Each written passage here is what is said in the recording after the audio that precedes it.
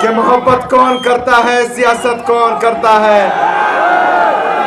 مجھے معلوم ہے کہ میری حفاظت کون کرتا ہے. ہم نے لاج رکھی ہے بزرگوں کی یہاں، ورنہ سبھی ٹکڑوں پہ پلتے ہیں.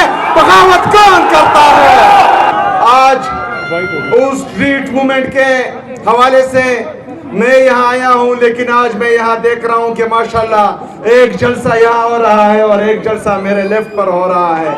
عمران خان صاحب کی کال پر کشمیریوں نے لبیک کہا ہے. میں آپ سب کو سلام پیش کرتا ہوں. اس اسٹریٹ موومنٹ کے حوالے سے میں پنجاب بھی گیا، میں سندھ بھی گیا، میں بلوچستان بھی گیا، آج میں کشمیر بھی آیا ہوں.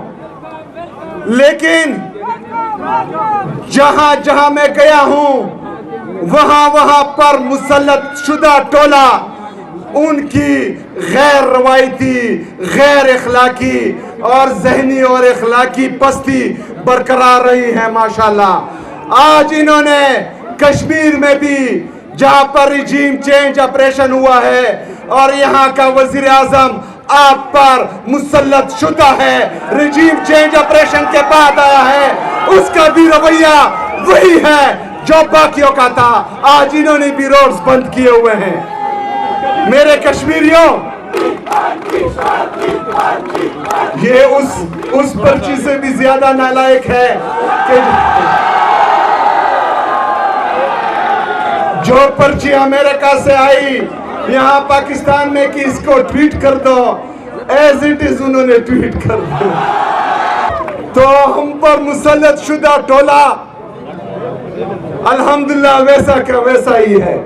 میرے کشمیریوں، یہ ہمیشہ یاد رکھنا کہ آج آپ پر، اس کشمیر پر ریجیم چینج آپریشن کے بعد جو مسلط شدہ ٹولہ ہے، انہوں نے آج آپ کے ساتھ جو کیا، آپ کے مہمان کے ساتھ جو کیا، یہ کشمیریوں کی روایت نہیں ہے. کشمیری بہادر ہے، کشمیری غیرت مند ہے، اور آپ کو کشمیریوں، آپ کو ان قبائلیوں کا پتہ بھی ہے کہ جب کشمیر کی آزادی کی جنگ ہو رہی تھی تو خیبر سے افریدی یہاں پر آپ کا مقدمہ، آپ کا جنگ لڑنے کے لیے آئے تھے. تو جو یہاں پر یہ روایات ڈال رہے ہیں کہ اپنے مہمان کے ساتھ بدتمیزی کر رہے ہیں، تو ان کو یاد ہونا چاہیے کہ کشمیریوں کا قبائلیوں کے ساتھ اور قبائلیوں کا کشمیریوں کے ساتھ جو رشتہ ہے، جو دل کا رشتہ ہے، وہ کبھی نہیں ٹوٹے گا انشاءاللہ تعالی. کشمیریوں، پاکستان کی حالت آپ دیکھ رہے ہیں، آپ کشمیر کی حالت بھی دیکھ رہے ہیں. پاکستان پر جو لوگ مسلط ہیں وہ عوامی مینڈیٹ کے ساتھ نہیں آئے. کشمیر پر جو لوگ مسلط ہیں وہ عوامی مینڈیٹ کے ساتھ نہیں آئے. کشمیر نے کس کو ووٹ دیا تھا؟ کشمیر نے کس کو ووٹ دیا تھا؟ پاکستان نے بھی عمران خان کو ووٹ دیا تھا. میرے کشمیریوں، یہاں پر ایک دفعہ پھر الیکشن آنے والے ہیں. آپ کے مینڈیٹ پر ایک دفعہ پھر یہ سوچ رہے ہوں گے کہ ہم نے ڈاکہ ڈالنا ہے. اس دفعہ ووٹ آپ کا کس کا ہے؟ کس کا ہے؟ آپ نے ووٹ بھی عمران خان کو دینا ہے اور اس ووٹ کی حفاظت بھی انشاءاللہ تعالیٰ آپ نے کرنی ہے. میرے پاکستانیوں یاد رکھنا، عمران خان صاحب میری اور آپ کی جنگ لڑ رہا ہے. عمران خان نے کفار کی سرزمین پر کفار کی آنکھوں میں آنکھیں ڈال کر کشمیر کا مقدمہ لڑا ہے. میرے کشمیریوں، عمران خان صاحب نے کفار کی سرزمین پر کفار کی آنکھوں میں آنکھیں ڈال کر مقبوضہ کشمیر کا مقدمہ بھی لڑا، آزاد کشمیر کا مقدمہ بھی لڑا، پاکستان کا مقدمہ بھی لڑا، فلسطینیوں کا مقدمہ بھی لڑا. آج وہ ناحق قید ہیں، آج ان کو اور ان کی اہلیہ بشرا بی بی کو ناحق قید کیا ہوا ہے۔ عمران خان صاحب کی آنکھ کو بھی مسئلہ ہے اور بشرا بی بی صاحبہ کی آنکھ کو بھی مسئلہ ہے۔ اگر آج بھی عمران خان صاحب نہیں جھک رہے تو عمران خان صاحب کو عدالتوں سے امید ختم ہو چکی ہے، کیونکہ اس کو پتا ہے کہ 26ویں 27ویں آئینی ترمیم کے بعد عدالتیں مفلوج ہو چکی ہے۔ لیکن اگر آج بھی وہ نہیں جھک رہا، آج بھی وہ اگر نہیں دب رہا، عدالتوں سے امید بھی ختم ہو چکی ہے، اداروں سے بھی امید ختم ہو چکی ہے، تو اس کو ایک ہی امید ہے کہ وہ کشمیری میرا مقدمہ لڑیں گے۔ اس کو ایک ہی امید ہے کہ پاکستانی میرا مقدمہ لڑیں گے۔ تو آج کشمیر میں آ کے میں کشمیریوں سے پوچھتا ہوں کہ آپ عمران خان کے ساتھ ہیں؟ ہاتھ اٹھا کر بتائیں، گواہی دے کہ آپ عمران خان صاحب کے ساتھ ہیں۔ میرے پاکستانیوں، آپ کے علم میں ہونا چاہیے کہ جتنے بھی آئینی قانونی جمہوری راستے تھے وہ سب ہم نے اپنائے۔ تین ججز آرڈر کر رہے ہیں کہ میری ملاقات میرے لیڈر میرے قائد جناب عمران خان صاحب سے ہو۔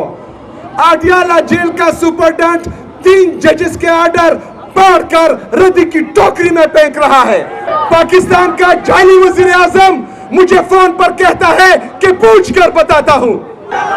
اسلام آباد ہائی کورٹ کے چیف جسٹس صاحب سے ملنے میں گیا، روزے کی حالت میں، رمضان کے مبارک مہینے میں نے وہاں 2 گھنٹے انتظار کیا۔ انتظار کے بعد جب اس نے تمام کیسز سنے، میں کھڑا ہوا، میں نے سلام کیا جج صاحب کو۔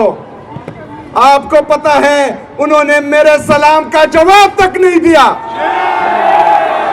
میرے پاکستانیوں، میں لیٹر بھی لکھ رہا ہوں، میں تمام آئینی قانونی جمہوری راستے بھی اپنا رہا ہوں، لیکن اس کے باوجود کوئی سنوائی نہیں ہو رہی۔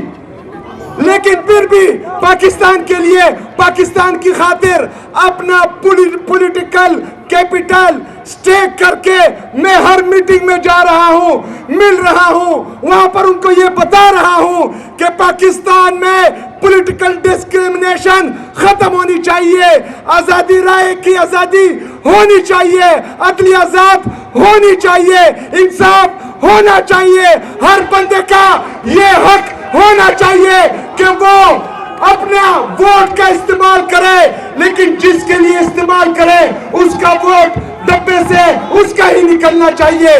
لیکن اس کے باوجود ہم تو قربانی دے رہے ہیں، ہم بیٹھ رہے ہیں، ہم بات کر رہے ہیں، لیکن یہ ذہنی اور اخلاقی پستی کے اس حد تک پہنچ چکے ہیں۔